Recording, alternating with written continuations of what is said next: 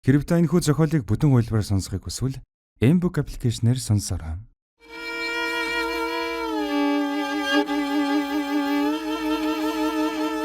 Аудио үзүүлж байна. Хэрэв та бэлэн бол чихвч эзэн.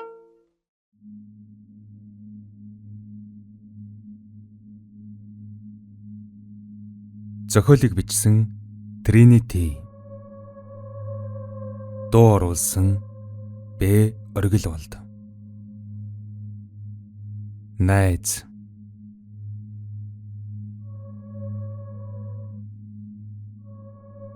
Хоёрдугаар хэсэг. Саруул цүүдэн дундан хөвж яв аятай үлгэн салган амтан алгасаар нэг л мэдэхнэн орцныхон өмнө ирсэн зогсож байлаа. Цагилгаан шатаар өгсөн 6 давхарт буугаад гэрийнхэн хаалгыг нээж орвол хүн алга. Мэдээж аав нь хэд хоногор хөдөө явчихсан. Ээжийнх нь ажил тарах ягаачгүй байгаа болохоор гэр нь эзгүй байгаа нь зүүн хэрэг. Саруул эргэж хаалгаан төгжээд өрөөндөө ормогцоол орон дээрийн төрүүлгөө хараад унтаадаг хов. Холон өгчихсэн, бусдад хорлогдсон гэж бодхоос л хамаг сэтгэл нь түмэн хэсэг болон урагдах шиг болно. Хүн болж торинсоор үхэл гэгч зүйлтэн бодит дутгаараа ердөө анх удаа нүүр тулж байгаа болохоор аргагүй барьцаалтана. Хамгийн ихээр гайхаж хэрд хиймээр нь айл 14 өдрийн өмнө нас барсан гэх найз нь өчигдөр гэрт нь ирж өөртөө хамт хонсон бодит үнэн л сэтгэл санааг нь эрэхгүй тавгүй тулна. Тийм ээ. Өчигдөр бас тэрний өмнөх өдөр холон ирж хонсон. Тэр бол гарцаа байхгүй үнэн. Гэхдээ тэрхүү ирэлтүүд тэрэ холон нэг их юм яриаггүй. Надтай харц толохгүй тойроод байсан. Нэг юм хэлэх гээд чадахгүй эргэлзээд байгаа ч юм шиг бас үсэн цус болчихсон байсан.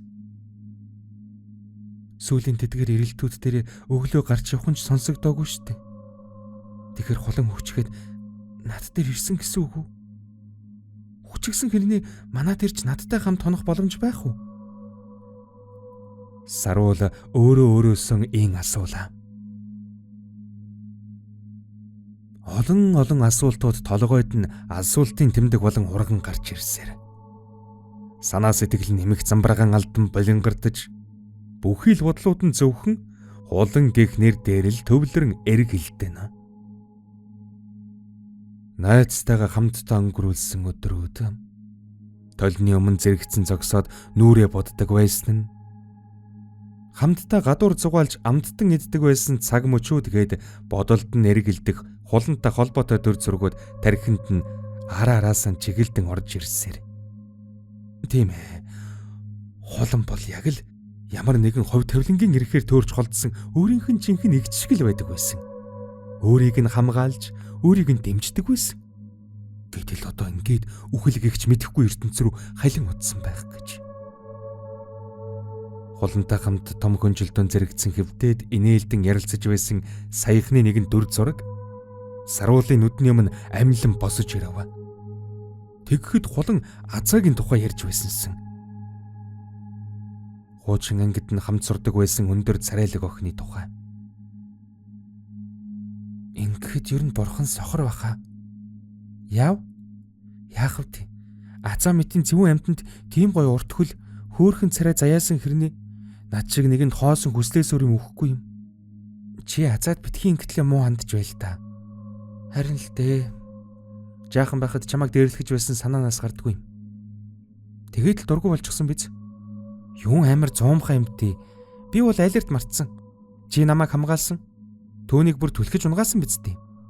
Хэрвээ би буруу санаагүй бол чи дээрээс нь 2 ч удаа өшгөлсөн. Одоо ийм хэрэг хийвэл шууд шоронд орох биз? Тэр үед яаж нэг юм тэгсгэд хил амгүй боллгүй өнгөрөөс юм. Би өөрийгөө харин ч багдуулсан гэж боддог шүү. Чи нэрээ амар охин шүү.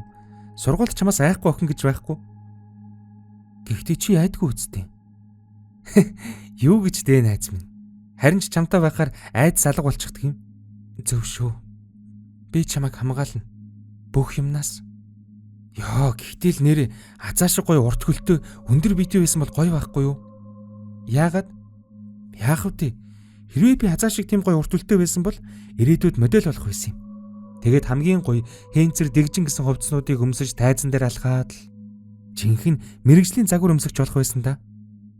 Гэхдээ л чи өндөр штэ. Чи чинь өндрөөрөө анги дээр хоёрт ордог үсттэй. Азаа шиг биш ээ. Азаа бол ангидаа байтугай бүр сургуультай хамгийн өндөр нь штэ. Ангийн хөвгүүд байтугай бусад ангийн хөвгүүд хүртэл азааг харах гэж ангийн хаалгаар шагаадаг. Хөвгүүд хойноос нь дагаж гүйсээр угаад цаадгыг чинь бүр нэг сэхүүн болгочихсон.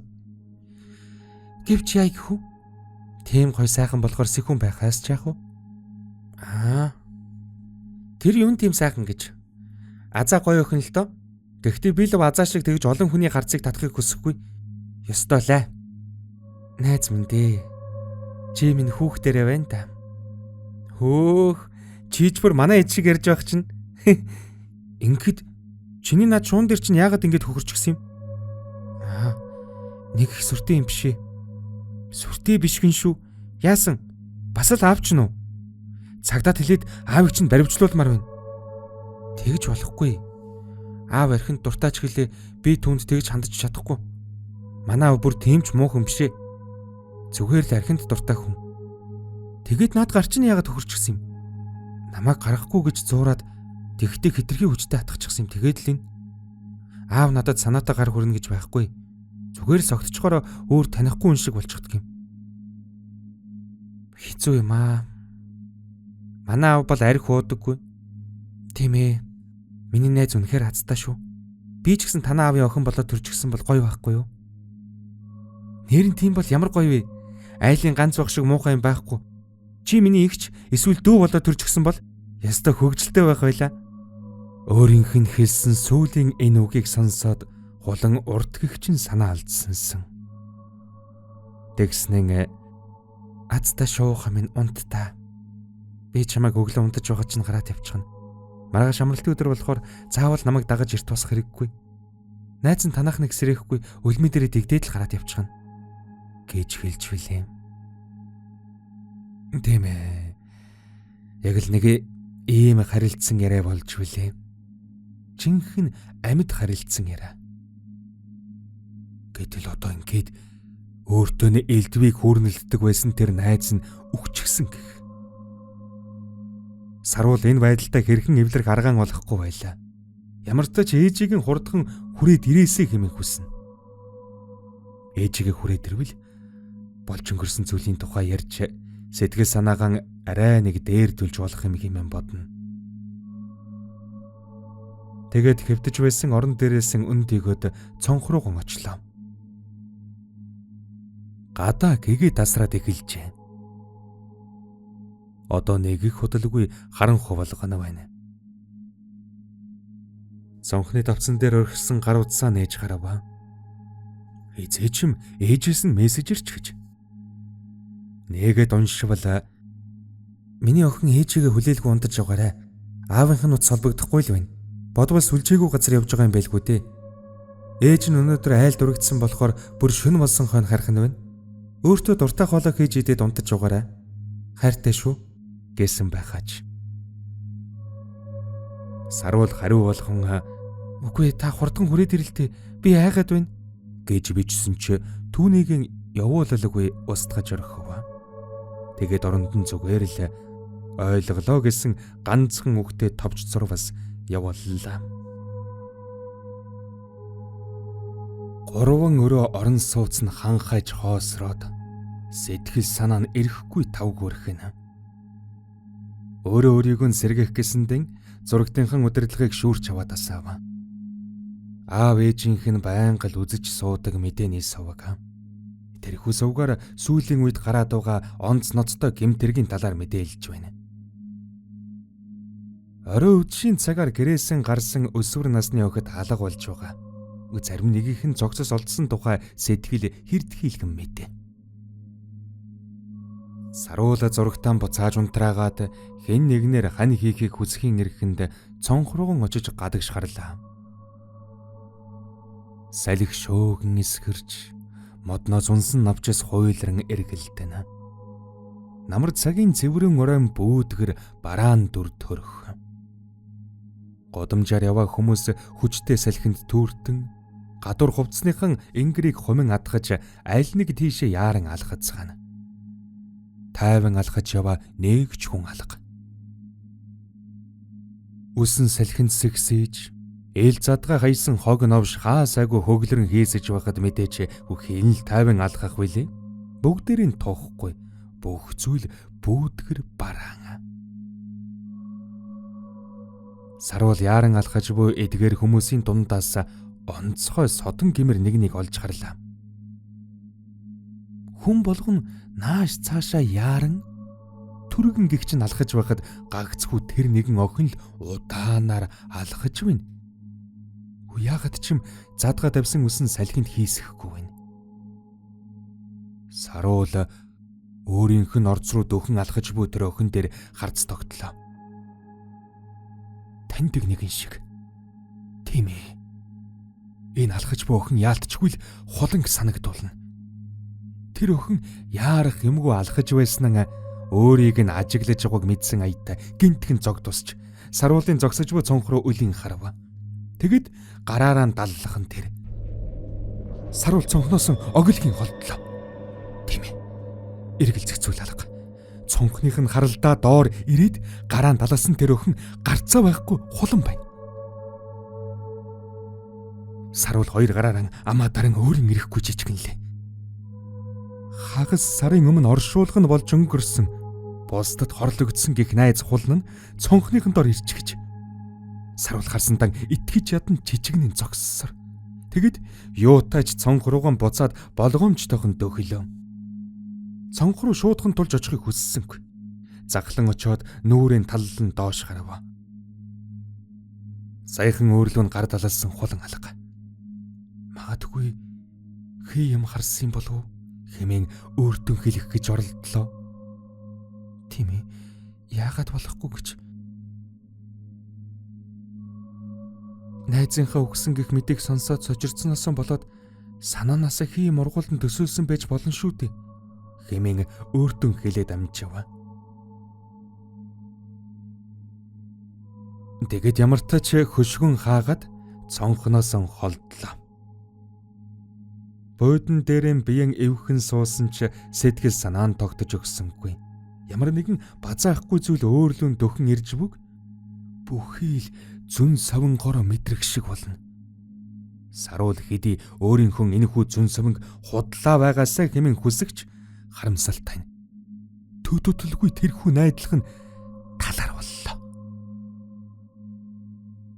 Гэрийнх нь гадаа ирсэн хэн нэгэн хаалгыг нэгэн жигд хэмнэлээр яг 4 удаа тогшхон тэр. Саруул бараг л хашгирхаас наахнуур уулга алдан буудан дээрээсэн оглохийн өндөлөө. Тийм ээ. Хулан ирж байна. Ганцхан хулан л ирэхэрэн хаалгыг ингэж 4 удаа тогшдог. Саруул хэдэн хором огт хөдөлгүй амьсгаа таран чимээ чагнав. Бүх зүйл чимээ аниргүй.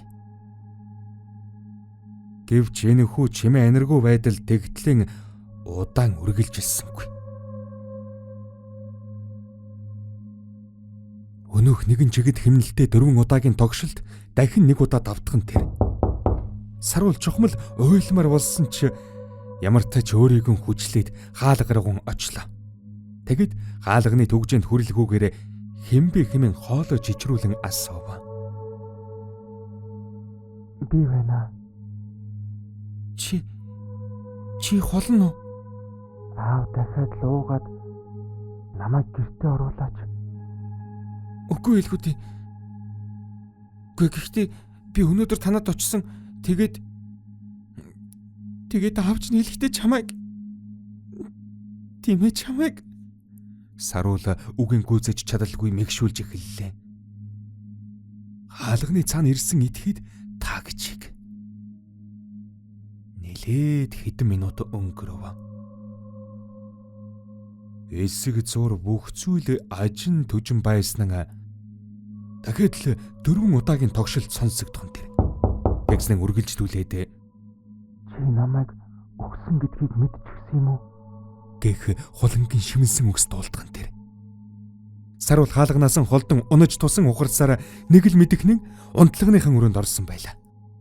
Сандарч твдсэн ухааныхын үзүүрт ээж рүү уцаар ирж тусламж хүсэх хэрэгтэй гэсэн бодол орж ирсэн ч гар утсан хаан угааг мэдэх юм алга. Үүдэнд нь ирсэн хулан хаалгыг нь илүү чангаар, илүү ширүү